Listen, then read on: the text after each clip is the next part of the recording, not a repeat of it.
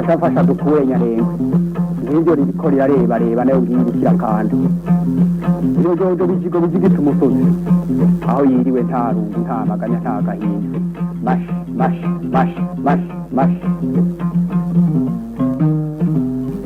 inka imirima n'ibidukikije bizuka n'ibihugu bihoza abana ndikugurana ndumwungere w'amagana nsangiye umurimo ndamuganga kura inyongo ngakura kwaje. inka imirima n'ibidukikije ni ikiganiro mutegurirwa n'ubushikiranganji bw'uburimyi ubworozi n'ibidukikije mukagishikirizwa na televiziyo y'u Burundi.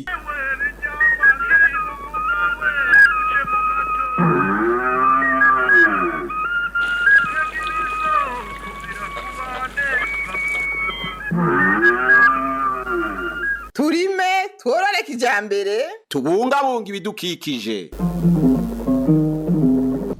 Imbona kazoza y'Uburundi bwifashe mwaka 2040 n'ubundi buteye imbere mu mwaka wa 2060 iduhamagarira twese kuzoshika mu mwaka wa 2040 twateye ibiti ku buringanire bungana n'imiburiburi ibice 10% vyozo bishikako mu gutera ibiti ku misozi igaragara yaba ya leta canke yabikorera ivyabo hamwe no gutera ibiti bibana n'indimo n'ivyamwa mu ntumbero yo guhangana n'indegeka ry'ibihe.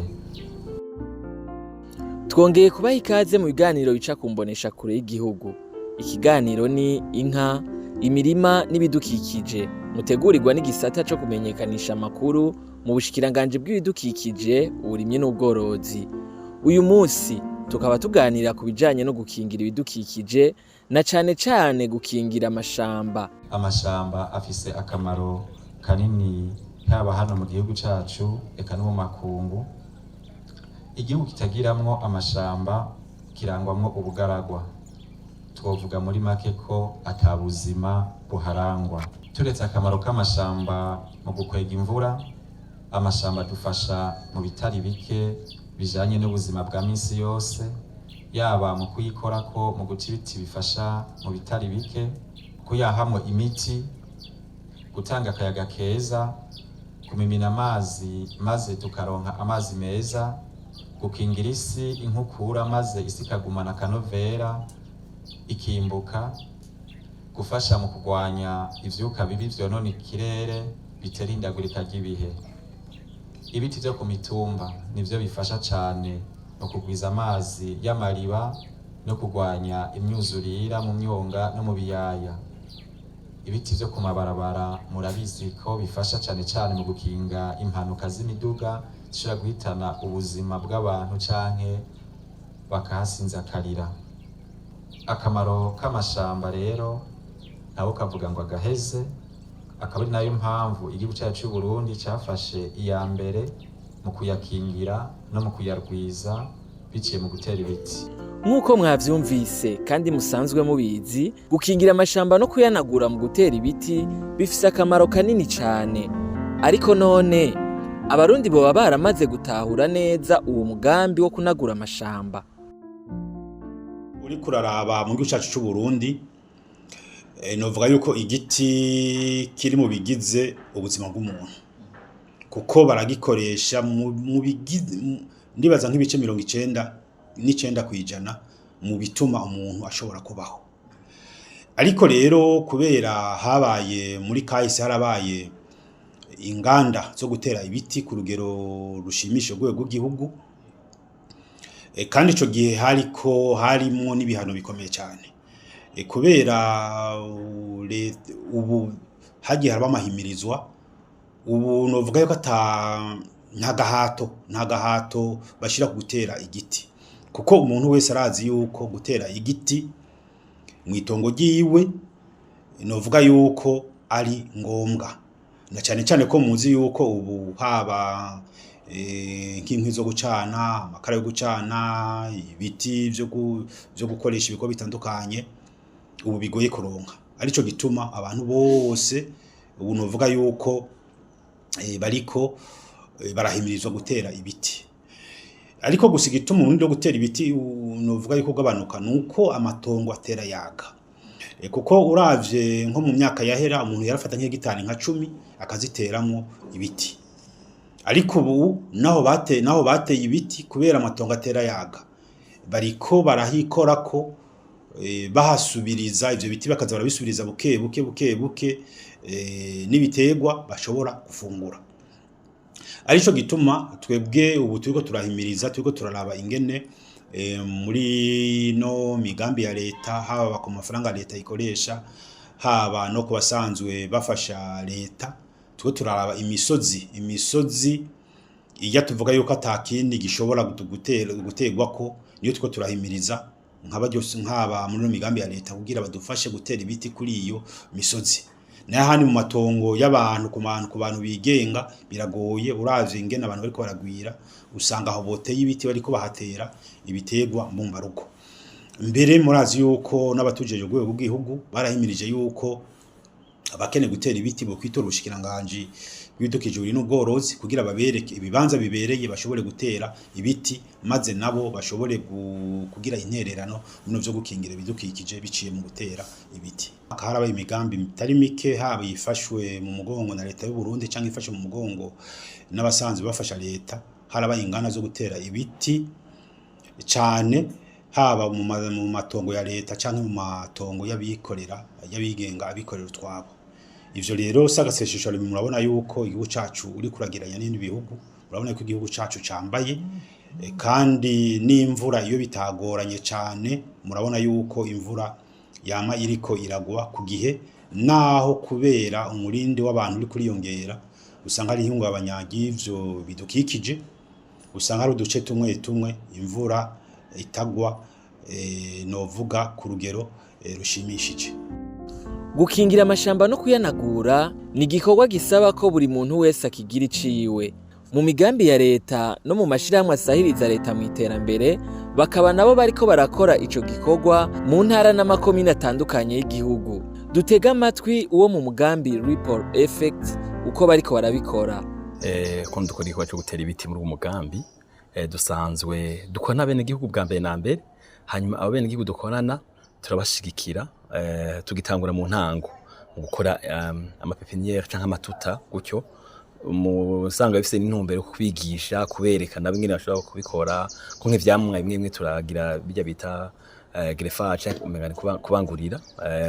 Aho rero tuba dukenewe murimyi kugira ngo nawe ashobore kuyibona ingene turabikora, hanyuma ejo ashobore kuvyikorera, hanyuma mu nyuma duhejeje gukora amapepiniere canke amatuta turaheza tugahereza abarimyi ko turakorana baba bari muri iyo migambi yacu, bimwe bagenda bakabitera mu ndimo zabo, kuko keshi tugwiza ibiti bibana n'indimo, nivyo dukunda gukoresha, hanyuma tugaheza tukabibahereza bagenda bakabitera mu ndimo zabo, kugira ngo banagure canke bavugurure akanovera k'isi. Ariko kandi hari n'ibindi dushobora gutera mu ndimo za leta, navyo kugira ngo nanye tufashe mu bijanye no gukingira isi ndimwa cane.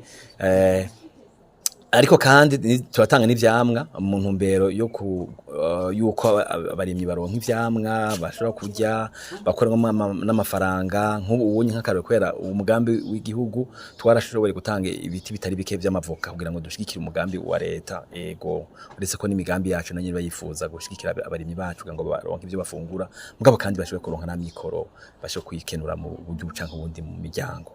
Ripple Effect ni shirahamwe riva mu c'abongereza, ni shirahamwe bisanzwe dufise inkingi zitatu z'ibikorwa vyacu. Inkingi ya mbere nuko tukorera ku burimyi burama, yego muri ivyo harimo ibikorwa bitandukanye bijanye n'uburimyi burama, uburimyi ubworozi, ukingira ibidukikije n'ibindi bikorwa. Hari igice gira kabiri naco gisata gira kabiri cyangwa inkingi gira kabiri, ni inkingi ijanye no kufasha bene gihuduza amikoro, kuko turatabona neza ko amikoro ari hasi cyane mu gihugu cacu. Twifuza ko abo twakoranye amikoro yabo ejo usanga hari akarusho. Cyo ni kabiri. Cya gatatu naco Ripple Effect yama yifuza ko habaho uruhara rw'umumwe wese, umugabo umugore akagira uruhara mu iterambere, yaba uwitwa kafise kugenda n'umuga cyangwa atagenda n'umuga, aba bantu bakumiriwe kumbure mu gutera mu iterambere nabo biyumve yuko bafite uruhara ntabanduka mu iterambere. Hariho ibikorwa byinshi dukora bijanye no gukinga ibidukikije, hariho guca imikobeko nk'ubu uravye ugiye nko muri Mwaro ukaja mu Kirundo ushobora gusanga ahantu twaciye imikobeko ku misozi hanamye kugira ngo dukingira bene gihugu basanga bahanzwe n'ingaruka z'inkukura. Rero turaca imikobeko, rero no mu Kirundo naho twaciye imikobeko hajyanye muri kijya kibanza abantu batemerewe kurimamwo. Kijya kibanza twagiciyemwe umukobeko munini cyane kugira ngo dukingire kiyaga cohoha cononwe n'inkukura. Rero ivyo turabikora, hanyuma kuri iyo mikobeko turaheza tugahimiriza tukanashigikira mu buryo bucanke ubundi abene gihugu canke abarimyi dukorana kugira ngo batereko ivyatsi kandi bongere bateko n'ibiti bishobore gufata isi, hanyuma isi ntishobore gutwarwa kubera imikobeko. Mu biti twateguye mu matuta dufise harimo ibiti bibana n'indimo n'ibindi biti by'ivyamwa. Muri ivyo biti ivyo tuzote bibana n'indimo byinshi twateguye mu matuta yacu harimo amagereveriyo, harimo amaresena, hakabamo n'ibindi biti by'ivyamwa aho tuzotera amatunda, hakabamwo kandi amapapayi, hakabamo n'amavoka. Ivyo nivyo biti muri rusangi twateguye tuzotera muri rihemero ry'ikiyaga, mugabo harimo n'ivyo tuzotera mu miryango. Turavye rero ngaha muri iyi ntara ya Kirundo ya kera ubu yagiye muri Botanyerera, urabona ko koko ingaruka mbi zijanye n'ihindagurika ry'ibihe ari zihari kandi zibonekeza. Uravye ukuntu imvura iguye umunsi ejo igasibura hagacamwe imisi, twarabonye ko by'ukuri uyu mugambi wo gukingira ibidukikije no kunagura isi ndimwa aha hantu uje ukenewe. Ibiti twateguye mu matuta byose hamwe ni ibiti bishika 770. Muri komine ya Kirundo mu ntara ya Butanyerera n'akarere karimwo ibiyaga bitari bike birimwo ibinyabuzima bitandukanye nk'amafi n'ibindi. Ivyo biyaga rero bisanzwe bifitiye akamaro kanini igihugu, bikaba navyo bikenera gukingirwa. Mu kubikingira hakaba harimwo gutera ibiti no kubahiriza ibibanza vy'ihemero vy'ikiyaga. Nyene akamaro k'ikibanza twita ihemero ry'ikiyaga, mbere n'ivyo biti biterwamo kugira ngo ico kibanza kimererwe neza. Akamaro ni kakandi harigeze kuba igihe abanyagihugu barima gushika mu kiyaga, ni kuvuga ico kiyaga cace gitangura kuza kirakama kuko isuka irirukana amazi, hanyuma isuri ikava ku musozi ikabandanya ikagwa muri ico kiyaga. Ibinyabuzima birimwo bitangura gupfa, yaba amafi canke ibindi binyabuzima byose birononekara. Hanyuma rero haraje itegeko ryashizwe ku umukono n'umukuru w'igihugu ryo mu 2012 rikingira ico rigenga amazi muri rusange. Niho rero harimo niyo ngingo ituma bino biyaga bikingirwa, ko byari byabonetse yuko ku vy'ukuri ibiyaga bigeramiwe. Nubabwira ko hano ikiyaga cayi cakamye muri Bugabira, ikiyaga bita Gacamirinda, kubera ivyo bikorwa by'umunyagihugu nico kiyaga kitagira iryo hemero ryo kuhakingira. Barakoze gushikaho bashika mu mazi, amazi aguma asubira inyuma, birashikaho n'ikiyaga gikama rero. Ariko tumaze kuzana iryo hemero ry'ikiyaga gushika ubu ico kiyaga caragarutse, tuca turabandanya rero kubindega byose. Ubu naho haba ingorane iyo hatse nk'uruzuba ikiyaga kikamanuka, si cane nkaho hatobariho kino kibanza, numva ko gifise akamaro kadasanzwe. Rero ibiti navyo birimwo ni akamaro k'igiti ni kakandi, nivyo bituma turonka akayaga keza, kuko mu kirere harimo imiyaga mibi imwe bita amagazi carbonique. Ibi biti nivyo bica binywa iyo miyaga mibi, ama bigasohora impemu nziza, bigatuma na twebwe tugira amagara meza, bikagwanya rero nibi bijanye n'ihindagurika ry'ibihe, kuko nivyo bituma imvura igwa n'ibindi vyiza byinshi, kuko igiti nibwo buzima. Navuze akamaro ka kino kibanza c'ihemero n'ibiti birimo. Kubijanye rero nkumbure n'umwimbu w'amafi muri kino kiyaga, bwa mbere novuga yuko amafi avyarira ku nkengera, ni kuvuga izo nkengera zirakingiwe.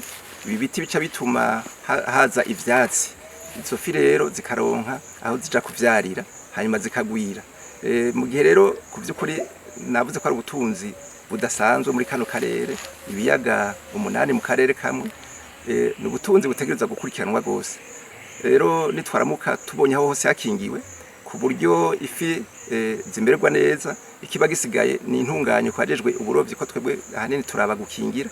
Hari ikindi gisata tusha dukorana iruhande kijejwe uburovyi kugira ngo bace bakora uburovyi bwiza. Kirundo rero yoba nkumbure ko yari sanzwe iyo byageze neza iba ikigega c'igihugu ku musozi ikacigira na kabirya rero kugufasha kugaburira igihugu kubijanye n'umwimbo w'amafi. Gutyo rero muri yambona kazoza turiko turavuga c'ibihumbi 2040 igihugu cifashe 2060 igihugu giteye imbere, abantu barya neza, abantu bimbura, abantu baronka agafi, urumva yuko ari interano niniya muri iyo mbona kazoza. Egume ibi biyaga nuvuga yuko ari ubutunzi haba ku bene igihugu, haba no ku gihugu, eka mbere no ku karere kose. Aya mazi niyo abatunze, harimo n'agafi, harimo eka n'ibindi binyabuzima byose. Rero adakingiwe uruva ku munyagihugu yoca hahombera, bimwe byose yarahazeye ntibyosubira kuboneka.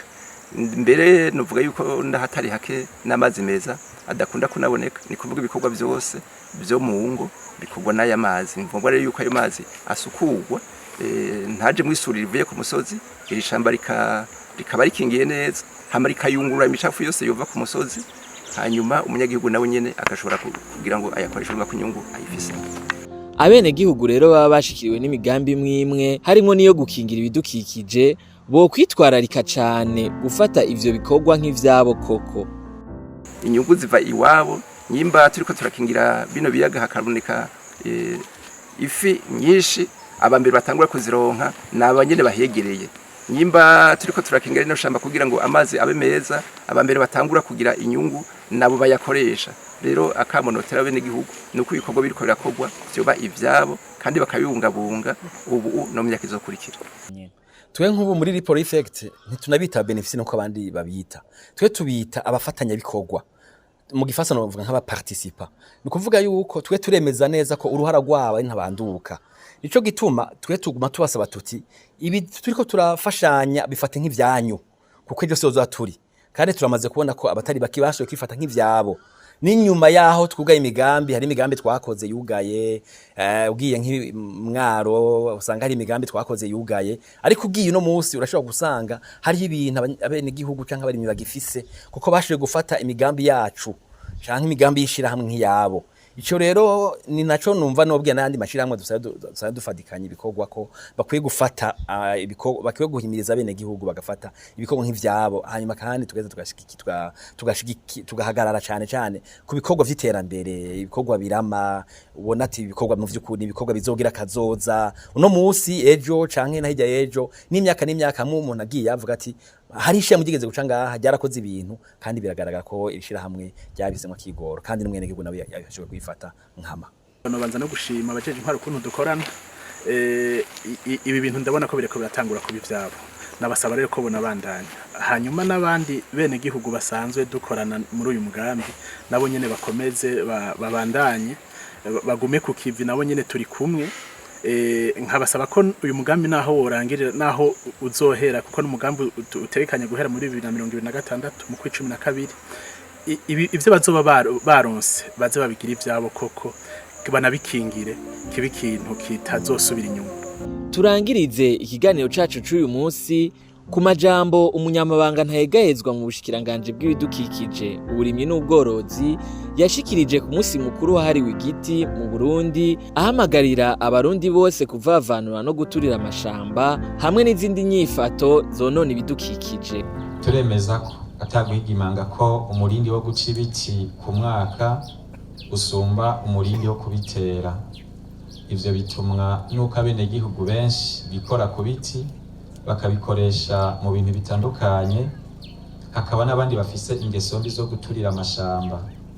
Nico gituma duhamagariye abene gihugu kuvavana n'iyo ngeso, kuko iri mu bihonya ibiti, amashamba n'ibinyabuzima byose biyabamwo.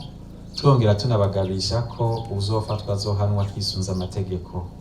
Gutera ibiti bizotuma kandi haba kurwanya inkukura, gutya amazi n'ibiyaga ase neza mu ntumbero twihaye yo gusukura amazi yose y'u Burundi aheza abe umusarara. Kugira ngo turwanye indagurika ry'ibihe, twiyemeje gutera kuri hegitari 4,000 buri mwaka kuva mu mwaka wa 2015 dukoresheje uburyo bwa leta no gutera amahegitari 12,000 hakoreshejwe uburyo bw'abasanzwe dufashanya mu iterambere.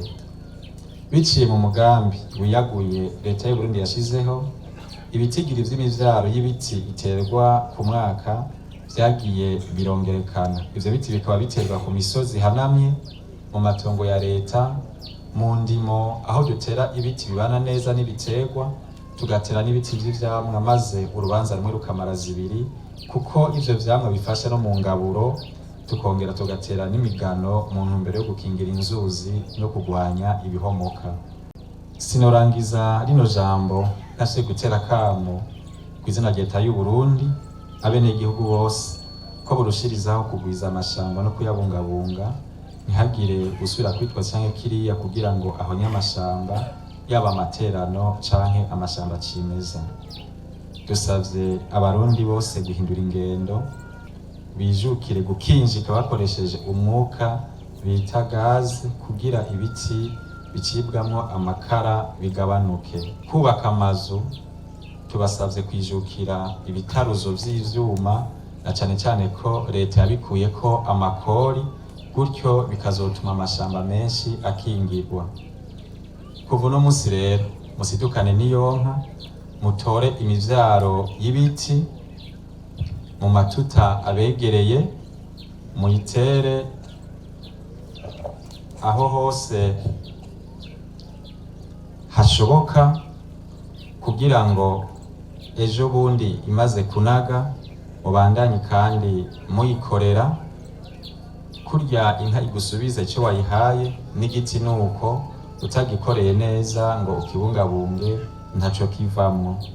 Nico gituma abarongozi, abenegihugu n'abahinga mu vyo kugwiza no kubungabunga amashamba dukoreye hamwe mu mwumvikano, nta kibuza ko igihugu cacu kirushirizaho kugira itoto.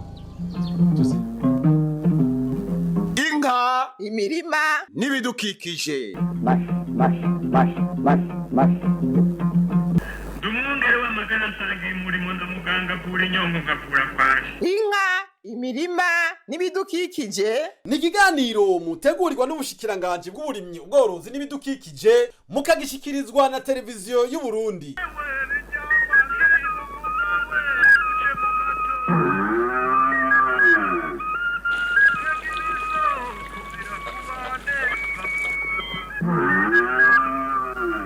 turime tworore kijambere tubungabunga ibidukikije.